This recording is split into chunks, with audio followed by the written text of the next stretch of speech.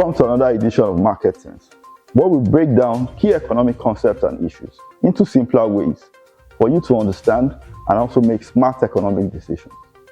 My name is Dr. Taufik Kolaoleraji, and I'm an economist. Welcome to MarketSense.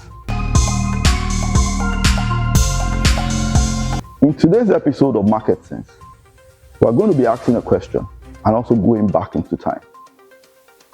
Why did Nigeria accept the Structural Adjustment Program in 1986 called SAP? Was it necessary, or is it a mistake that still affects us as a nation till today? To answer these questions, we have to go back in time. In the early 1970s, Nigeria experienced what was called the oil boom. Nairas were flowing in, revenues were skyrocketing, but also we were spending a lot as a nation. Now let's fast forward to the early 80s.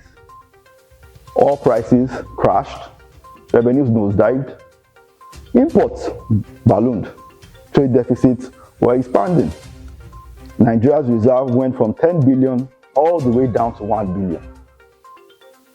It was said then that our currency was overvalued. To add to this, Nigeria's external debt by 1985 had gone from $25 billion. This was based on the fact that we needed to borrow to cover our deficits. And with all of this happening at the same time, Nigeria could not keep up with its debt obligation.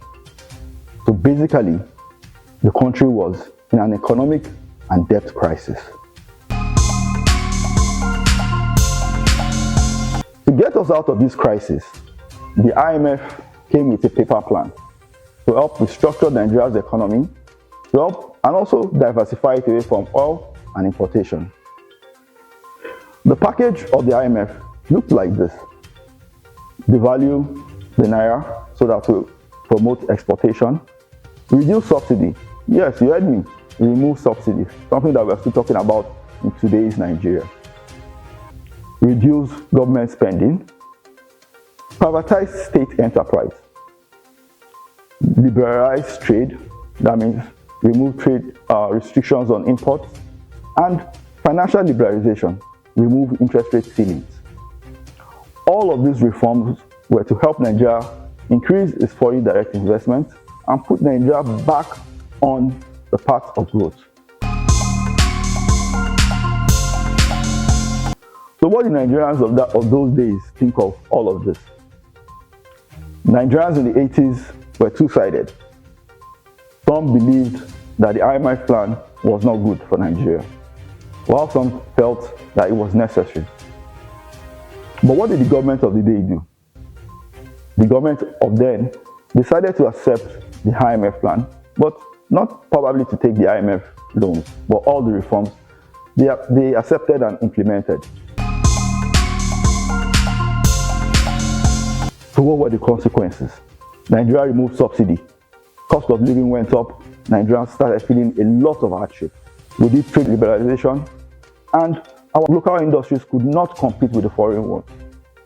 Businesses had to shut down and lay off staff. Unemployment levels went up. We did financial liberalization.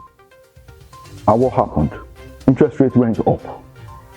Businesses could not borrow. So ask the question: was SAP a success or a failure? Or did SAP expose Nigeria to more economic shocks as a country? Leave your views, your opinions in the comment section. Let's talk about this. And don't forget to click subscribe and share the video with your friends so that we can help educate ourselves better. Thank you for watching another episode of MarketSense. See you next week.